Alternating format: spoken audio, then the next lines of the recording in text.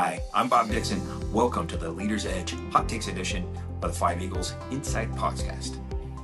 For over 3 decades, I served in the military as an engineer and as a strategist, and I learned a few things about leadership. We know that it goes beyond theory. It's about real-world application. So in this series, sponsored by Five Eagles Leadership, we feature industry leaders and share their leadership journeys with you. My mission's simple. It's to help you become the best leader you can be. Now, if that sounds like something you're interested in, make sure you hit the subscribe button so you never miss an episode. If you'd like to be considered as a guest in upcoming episodes, please go to 5eaglesleadership.com/interview and apply today. Now, let's get started.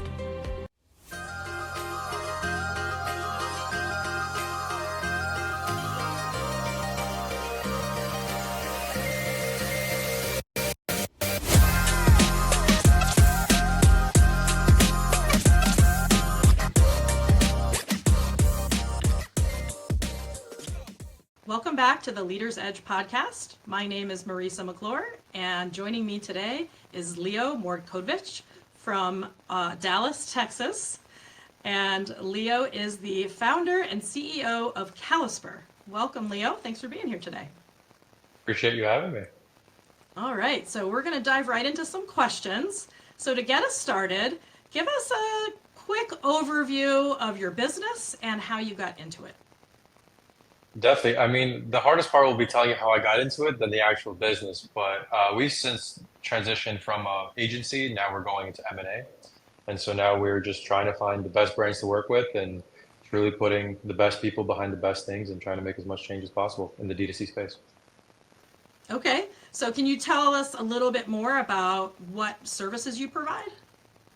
Yeah, definitely. I mean, so when I started, I have an SEO background and, back in however many years ago when we used to do click for click in Telegram group chats to get some sort of social engagement, then transitioned into a lot more paid ads. And that's when we really started to see a lot of climb. And so in terms of our background is very vast. And that's why we've since merged into mergers and acquisitions because we prefer to do full service and because it really depends on the client. It's hard to say that, any one thing is the right fit for anyone. So everything has to be on a case by case basis. And so for us, we'd rather just look at the product and the founders and say, is this something we want to participate in? And then from there, we'll make a decision of how we want to have this partnership work between our brand and theirs, and then take it to whatever level that we think that would suit everyone. Okay, yeah, so you're really kind of tailoring your approach based on who you're working with, what they Pretty need. much, yeah. Yeah, great. And so how did you get into this? You said it was a hard question to answer. Yeah, definitely. It was because, a big blessing of mine was that I grew up in New York City. And so because of this, I was able to leverage the communities, especially, from the religious side of things. And so you're able to get into rooms with really powerful people and get your hands on some projects that you're completely underqualified for, but you quickly have to learn and adapt. And so I went from SEO, worked for someone who was 30 under 30 in the SEO space, incredible people, got to work on companies like Hard Rock and Girl Scouts and everything like that, and then transitioned into a D2C e-commerce brand, which was in the fashion space, to designer jewelry. And then out of there, built out a team, and I decided to, continue the pursuit on my own. And then just at this point, we've now about to acquire our second brand, and still running the agency just because we love the clients that we work with, and we'll see where it goes from here at this point. Yeah, sounds exciting. So what would you say is the biggest problem you see in your industry, and how are you solving that for yourself and for your clients? Yeah, I mean, it really depends on what side of the industry you're on. And so from our side, we're in the M&A space, so we're the ones buying the businesses. The way that I've seen the stats is that there is about 1,000 people that retire every single day, and about 30% of them have businesses. And so most mom and pop businesses are not in positions to sell because there's nothing to sell. It's either the book of business that you're acquiring or the founder is so much so into it that it doesn't operate without them. And so most of them end up going under. And we've also seen on the opposite side is where, running an e-commerce brand is not as simple as just having a dream and a passion. There's a lot more of the logistics and the actual numbers behind it that drive the fuel to success. Because a lot of times what we've seen is that, the founders will make incredible products, which is, in our opinion, the hardest part. but then they won't understand how to scale. And scale, in our opinion, is just, it's really formulaic than actual intricate, than having to redefine a space with a product that suits more than one person's needs. Interesting. So who would you say is your ideal client, and what are some of the major outcomes that they can expect when working with you? Yeah, and this new transition of our business and the position that we're going in now, I would say any business that's doing under 1 million annually in EBITDA that's looking to exit, whether it be or exit or has come to a point where they no longer have the wherewithal or the knowledge to scale their business. So whether they want to bring on a strategic partner as like an equity shareholder, or is that they want to just have a full exit and transition to someone else. Typically for full exits, we look for smaller brands, but we're really, really specific on the products that we take on. But for larger brands, we're always open to having a strategic partnership because with us, we're an agency by background, and we've been doing it for so many years that we don't mind being in the shadows, being in the background, doing the dirty work, because we know that hard work makes profits. I like that. Yeah. Hard work gets a lot of good results, doesn't it? All right. So, what makes you unique in the way that you work with your clients and help them get to those outcomes? It's a great question. And once again, I think it really depends on um, the partnerships that we start off with because, it's not like we're very cookie cutter for everyone. We're for people that know that they have a problem with their business, and it's typically stems from a logistics issue. And so I'm not going to say that like we can work with any brand, but if you're someone who has been able to achieve success, and I'm saying at least being able to do over 6 figures annually for an e-commerce brand, you've been around for at least 5 years, but you've really had an issue with, growing, but you've had an organic base. That's typically what we love because we know that organic is one of the hardest things to grow, but it's usually the first thing founders do. I'm going to post on social media, do some TikToks, or maybe even have a wholesale background. You start distributing to a couple stores. You got some boutiques who carry your stuff, or a couple local stores are holding your products, but you've never really been able to get a system that you run on your own. So you're not decentralized. Sometimes you're on an Amazon, but Amazon becomes your real issue. It's all long-winded to say that it really is businesses that have tried to scale that have issues with it and have been able to hit limits in B2C. Okay, great. Um, so, where do you see your industry going in the next 5 to 10 years, and how are you staying on top of that? Yeah, great question. I mean, I'm not sure how much further it's going to go. And why I say this is because most VC funds, and that's who we are trying to become in the next 10 years, is that they don't really invest into brands or D2C brands that are doing under 3 million a year. It's just not worth it to them. They got these huge funds. If they're going to be monitoring all these small micro brands, they get overwhelmed. And so that oftentimes leaves the mom and pops brands to have no buyer. So we can arbitrage in the middle by being able to take on businesses that would be a little bit more risky, but at the same time be able to get us the scales that would put us in the top charts. And so the industry, I think, is going to be around for a very long time, especially as we're right now in the what do they call it? The transition years where people are retiring, Okay, young people entering the force. A lot of right. the family members, they don't want to take on the business. They want to go do their own thing. They're going to the cities, and Pops is left with his fudge store that nobody wants to run anymore. But they make incredible fudge, Right. and they can sell it internationally. But those kinds of businesses are the ones that are really starting to go out of business, and we're in a position to be acquiring them. And I think it's transfer wealth. That's the term. And I think we're going to see a lot more of that within the next 5 to 10 years. Yeah, interesting. So, really able to help some of these smaller businesses that don't have, an understanding of how to move forward without your guidance. Yeah, Yeah, pretty much. awesome. Okay. So, here's a good one. What would you say is your biggest failure or challenge that you faced to this point in your life, and how has that helped shape how you do business? Oh, biggest challenge and failure. I mean, the amount of times I failed is ridiculous. Like, they say I had an idea of how long this would take, but it was 10 times longer and 15 times harder than I could have imagined. And so, I think that every single failure, you learn something new.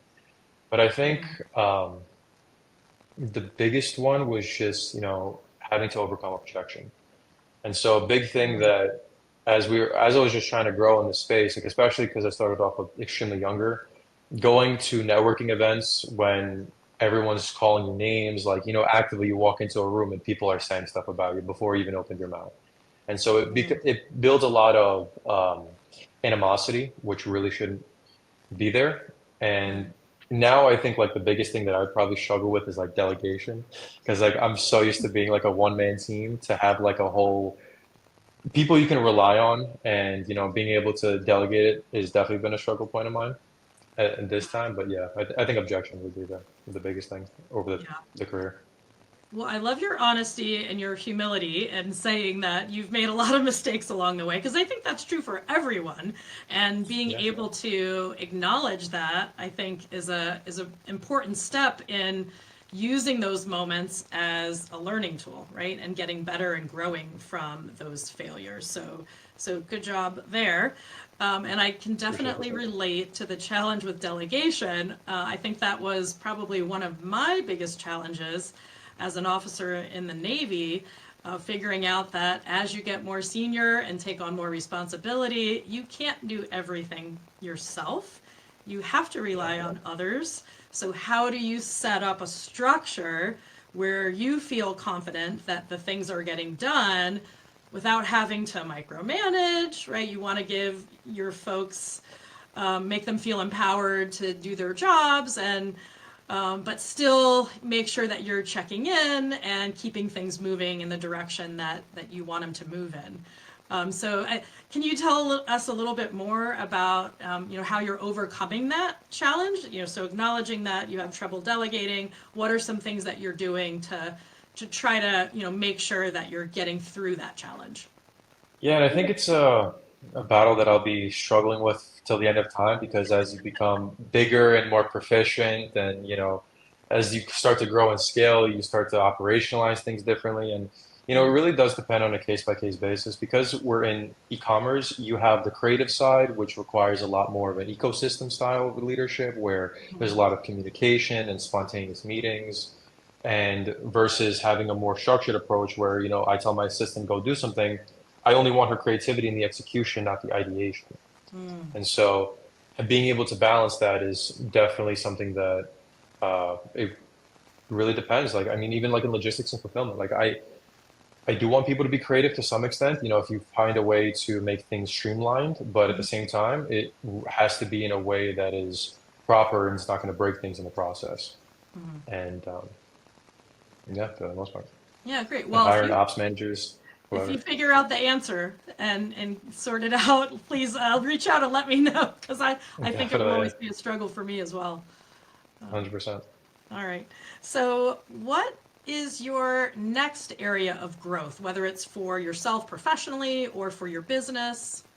What's coming up next? Yeah, so I mean, in terms of what's next for us, is just to scale at this point. Like, we really want to just put our heads down into a couple of projects, because what we've seen is that within the agency space, in e-commerce, it's really easy to scale if you have everything logistically set up. And when I say logistically, I typically mean like inventory kind of restraints, because a lot of founders, like from what we've seen, they'll make a product, they start to get good sales, and they double down on inventory, and then it either goes out of style a tiny bit, or Mm, the sell-through rate isn't quick enough. A lot of times you've even seen, like, if you're not the one doing fulfillment, you have to pay a 3PL. The amount of inventory that you're about to acquire has an increased cost to what the 3PL would actually do. And so now you have to balance increased media budgets to sell through more, but now your inventory costs have increased, so now you have a higher overhead, meaning your profits are lower. And so it means you have less profit per dollar when you're actually marketing. And so being able to balance those kinds of things outside of just thinking of the creativity side of stuff is um, where we talk about back end.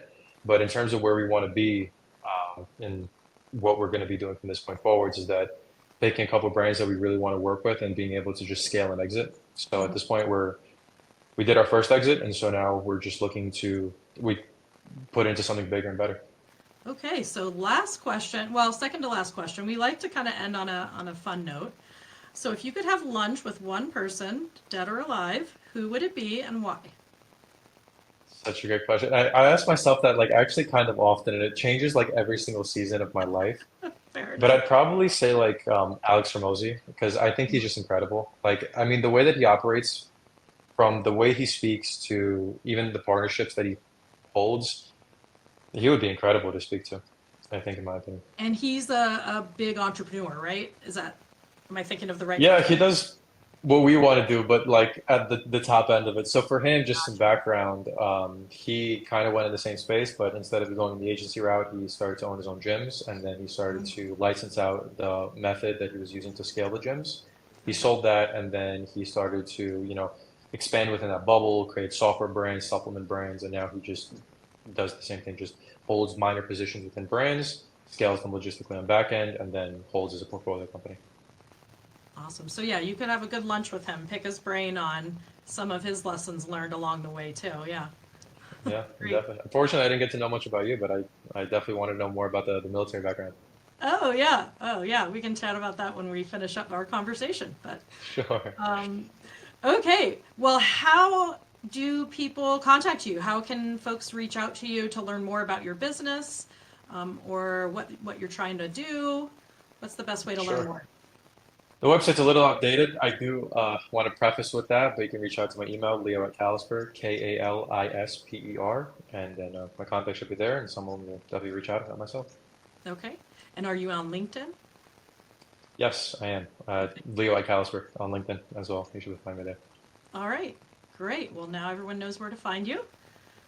So thank you so much for joining us today and sharing a little bit about your business and your journey.